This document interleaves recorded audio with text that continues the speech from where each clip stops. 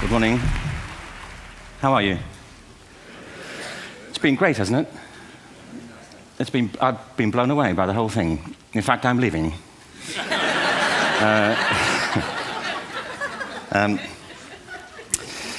There have been three themes, haven't there, running through the conference, which are relevant to what I want to talk about. One is the extraordinary evidence of human creativity in all of the presentations that we've had and in all the people here.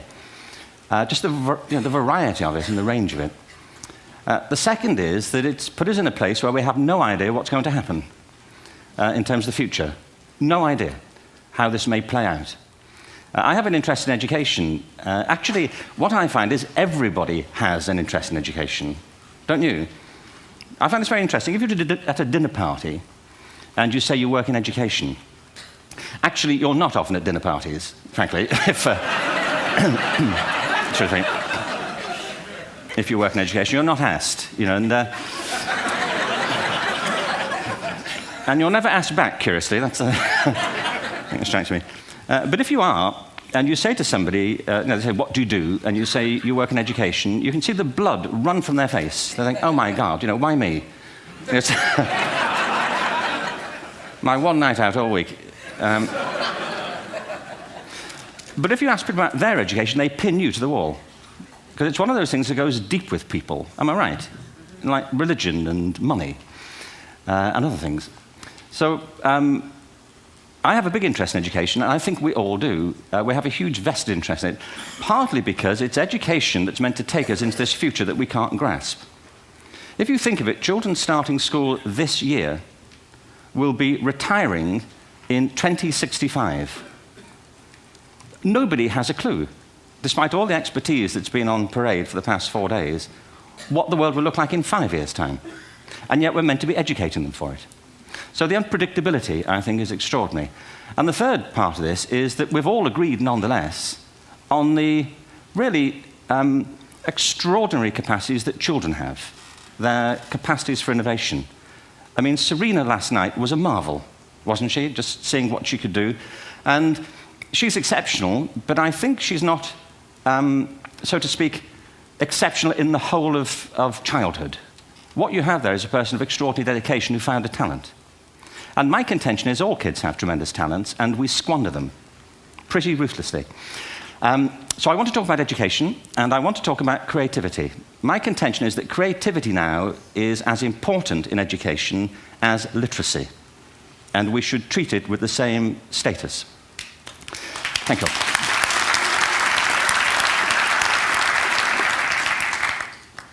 That was it, by the way. Thank you very much. So, 15 minutes left. Well, I was born... No, I had a great story recently, I love telling it, of a little girl who was in a drawing lesson. She was 6, and she was at the back drawing, and the teacher said, this little girl hardly ever paid attention. And in this drawing lesson, she did.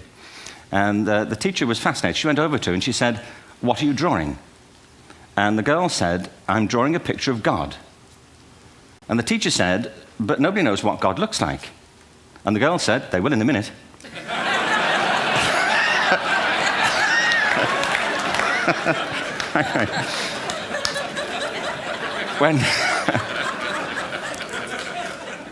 When my son was 4 in England, actually he was 4 everywhere, to be honest. I mean, if we're being strict about it, wherever he went, he was 4 that year. But he was in the Nativity play. Do you remember the story? No, it was big. It was a big story. Mel Gibson did the sequel. You may have seen it. I don't know. It was Nativity 2. But James got the part of Joseph, which we were thrilled about. We consider this to be one of the lead parts. We had the place crammed full of agents and T-shirts. James Robinson is Joseph.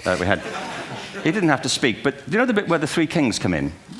They come in bearing gifts, and they bring gold, frankincense, and myrrh. This really happened. We're sitting there, and they, I think, just went out of sequence. Because we talked to the little boy afterwards and said, are you okay with that? And he said, yeah, why was that wrong? They just switched. I think that was it. Anyway, the 3 boys came in, little 4-year-olds with tea towels on their heads, and they put these boxes down. The first boy said, I bring you gold. And the second boy said, I bring you myrrh. And the third boy said, Frank sent this.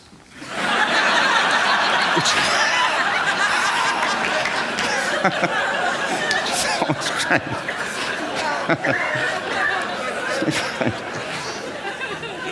What these things have in common, you see, is that kids will take a chance. If they don't know, they'll have a go. Am I right? They're not frightened of being wrong. Now, I don't mean to say that being wrong is the same thing as being creative. What we do know is, if you're not prepared to be wrong, you'll never come up with anything original. If you're not prepared to be wrong. And by the time they get to be adults, most kids have lost that capacity. They have become frightened of being wrong. And we run our companies this, by the way. We stigmatize mistakes. And we're now running national education systems where mistakes are the worst thing you can make.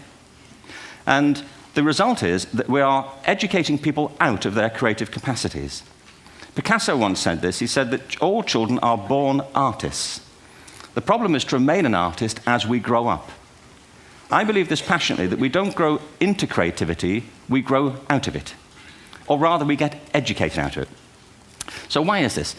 I lived in Stratford-on-Avon until about 5 years ago. In fact, we moved from Stratford to Los Angeles. So you can imagine what a seamless transition this was from LA. Actually, we lived in a place called Snitterfield, just outside Stratford, which is where Shakespeare's father was born. Are you struck by a new thought? I was. You don't think of Shakespeare having a father, do you? Do you?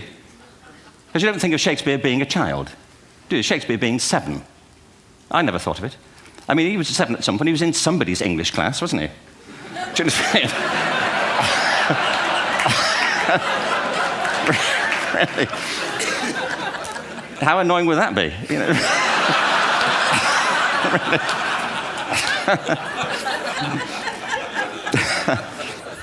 Must try harder. Being sent to bed by his dad to Shakespeare. Go to bed now, to William Shakespeare, and put the pencil down, and stop speaking like that. It's confusing everybody.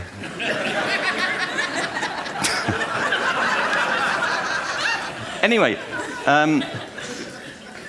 we moved from Stratford to Los Angeles, and I just want to say a word about the transition. Actually, my son didn't want to come. I've got 2 kids. He's 21 now, and my daughter's 16. He didn't want to come to Los Angeles. He loved it, but he had a girlfriend in England. This was the love of his life, Sarah. He'd known her for a month. Mind you, they'd had their 4th anniversary, because it's a long time when you're 16. Anyway, he was really upset on the plane. He said, I'll never find another girl like Sarah. And we were rather pleased about that, frankly, because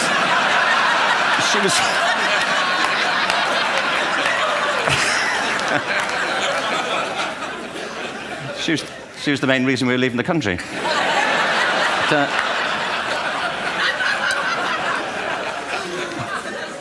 But something strikes you when you move to America and when you travel around the world. Every education system on Earth has the same hierarchy of subjects.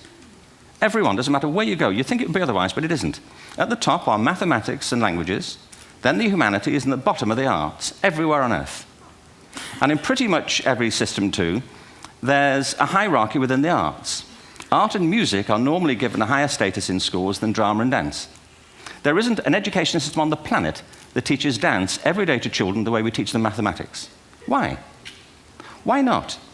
I think this is rather important. I think maths is very important, but so is dance. Children dance all the time if they're allowed to. We all do. We all have bodies, don't we? Did I miss a meeting? I think... Truthfully, what happens is, as children grow up, we start to educate them progressively from the waist up. And then we focus on their heads, and slightly to one side. If you were to visit education as an alien and say, what's it for, public education, I think you'd have to conclude, if you look at the output, who really succeeds by this? Who does everything they should? Who gets all the brownie points? Who are the winners? I think you'd have to conclude the whole purpose of public education throughout the world is to produce university professors. isn't it? They're the people who come out the top. And I used to be one. So there, you know. And I like university professors, but, you know, we shouldn't hold them up as the high watermark of all human achievement. They're just a form of life. You know, another form of life. But they're rather curious, and I say this out of affection for them. There's something curious about professors. In my experience, not all of them, but typically, they live in their heads. They live up there, and slightly to one side. They're disembodied, you know, in a kind of literal way. You know, they look upon their body as a form of transport for their heads. You know, it's... Don't they? It's a way of getting their head to meetings.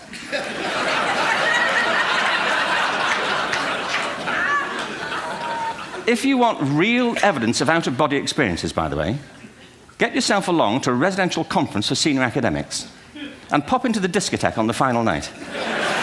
And there you will see it. Grown men and women writhing uncontrollably off the beat. Waiting to it ends so they can go home and write a paper about it. Now, our education system is predicated on the idea of academic ability. And there's a reason. The whole system was invented around the world. There were no public systems of education really before the 19th century. They all came into being to meet the needs of industrialism. So the hierarchy is rooted on two ideas. Number one, that the most useful subjects for work are at the top. So you were probably steered benignly away from things at school when you were a kid, things you liked, on the ground you would never get a job doing that. Is that right? Don't do music, you're not going to be a musician. Don't do art, you won't be an artist. Benign advice, now profoundly mistaken. The whole world is engulfed in a revolution. And the second is academic ability, which has really come to dominate our view of intelligence because the universities designed the system in their image. If you think of it, the whole system of public education around the world is a protracted process of university entrance. And the consequence is that many highly talented, brilliant, creative people think they're not, because the thing they were good at school wasn't valued or was actually stigmatized. And I think we can't afford to go on that way. In the next 30 years, according to UNESCO, more people worldwide will be graduating through education than since the beginning of history. More people. And it's the combination of all the things we've talked about, technology and its transformational effect on work, and demography and the huge explosion in population. Suddenly, degrees aren't worth anything. Isn't that true? When I was a student, if you had a degree, you had a job. If you didn't have a job, it's because you didn't want one. And I didn't want one, frankly. So, but now, kids with degrees are often heading home to carry on playing video games because you need an MA, where the previous job required a BA, and now you need a PhD for the other. It's a process of academic inflation, and it indicates the whole structure of education is shifting beneath our feet. We need to radically rethink our view of intelligence. We know three things about intelligence. One, it's diverse. We think about the world in all the ways that we experience it. We think visually, we think in sound, we think kinesthetically, we think in abstract terms, we think in movement. Secondly, intelligence is dynamic. If you look at the interactions of a human brain, as we heard yesterday from a number of presentations, intelligence is wonderfully interactive. The brain isn't divided into compartments. In fact, creativity, which I define as the process of having original ideas that have value, more often than not, comes about through the interaction of different disciplinary ways of seeing things. The brain is intentionally, by the way, there's a shaft of nerves that joins the two halves of the brain called the corpus callosum. It's thicker in women. Following on from Helen yesterday, I think this is probably why women are better at multitasking. Because you are, aren't you? There's a raft of research, but I know it from my personal life. If my wife is cooking a meal at home, which is not often, thankfully, but, you know, if she's doing... No, she's good at some things. But if she's cooking, you know, she's dealing with people on the phone, she's talking to the kids, she's painting the ceiling, you know, she's doing open heart surgery over here. If I'm cooking, the door is shut, the kids are out, the phone's on the hook. If she comes in, I get annoyed. I say, Terry, please, I'm trying to fry an egg in here. You know,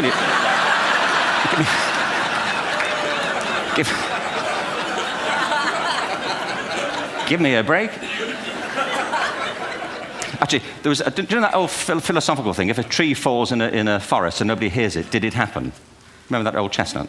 I saw a great T-shirt, really, recently, which said, if a man speaks his mind in a forest and no woman hears him, is he still wrong?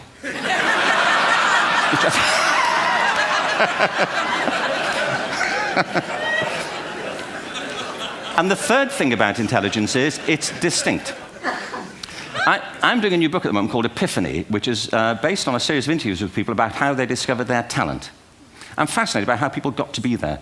It's really prompted by a conversation I had with a wonderful woman who most people have never heard of. She's called Gillian Lynn. Have you heard of her? Some have. She's a choreographer, and everybody knows her work. She did Cats and Phantom of the Opera. She's wonderful. I used to be on the board of the Royal Ballet in England, as you can see. And anyway, Gillian and I had lunch one day. I said, how'd you get to be a dancer? And she said it was interesting. When she was at school, she was really hopeless. And the school in the 30s wrote to her parents and said, we think Gillian has a learning disorder. She couldn't concentrate. She was fidgeting. I think now they'd say she had ADHD. Wouldn't you? But this was the 1930s, and ADHD hadn't been invented, at this point. So it wasn't an available condition. People weren't aware they could have that. Anyway, she went to see this specialist. So this oak-panelled room, and she was there with her mother, and she was led and sat on this chair at the end, and she sat on her hands for 20 minutes while this man talked to her mother about all the problems Gillian was having at school. And at the end of it, because she was disturbing people, her homework was always late and so on, little kid of 8, in the end, the doctor went and sat next to Gillian and said, Gillian, I've listened to all these things that your mother's told me. I need to speak to her privately. So he said, wait here, we'll be back. We won't be very long. And they went and left her. But as they went out the room, he turned on the radio that was sitting on his desk. And when they got out the room, he said to her mother, just stand and watch her. And the minute they left the room, she said she was on her feet, moving to the music. And they watched for a few minutes, and he turned to her mother, and he said, Mrs. Lynn, Gillian isn't sick. She's a dancer. Take her to a dance school. I said, what happened? He said, she did. I can't tell you how wonderful it was. We walked in this room, and it was full of people like me. People who couldn't sit still. People who had to move to think. Who had to move to think. They did ballet, they did tap, they did jazz, they did modern, they did contemporary. She was eventually auditioned for the Royal Ballet School. She became a soloist. She had a wonderful career at the Royal Ballet. She eventually graduated from the Royal Ballet School, found her own company, the Gillian Dance Company, met Andrew Lloyd Webber. She's been responsible for some of the most successful musical theatre productions in history. She's given pleasure to millions, and she's a multi-millionaire. Somebody else might have put her on medication and told her to calm down. Now, I think...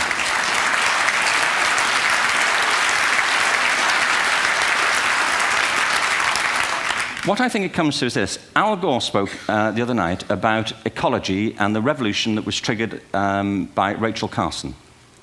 I believe our only hope for the future is to adopt a new conception of human ecology, one in which we start to reconstitute our conception of the richness of human capacity. Our education system has mined our minds in the way that we strip mine the earth for a particular commodity, and for the future, it won't serve us. We have to rethink the fundamental principles on which we're educating our children. There was a wonderful quote by Jonas Salk, who said, if all the insects were to disappear from the earth, within 50 years, all life on earth would end. If all human beings disappeared from the earth, within 50 years, all forms of life would flourish. And he's right. What TED celebrates is the gift of the human imagination. We have to be careful now that we use this gift wisely and that we avert some of the scenarios that we've talked about. And the only way we'll do it is by seeing our creative capacities for the richness they are and seeing our children for the hope that they are. And our task is to educate their whole being so they can face this future. By the way, we may not see this future, but they will. And our job is to help them make something of it. Thank you very much. Bravo. Here, here. Thanks.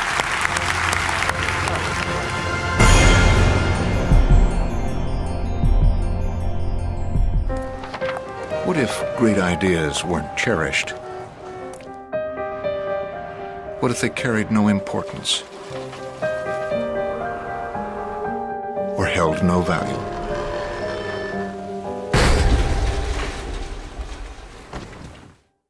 There is a place where artistic vision is protected, where inspired design ideas live on to become ultimate driving machines.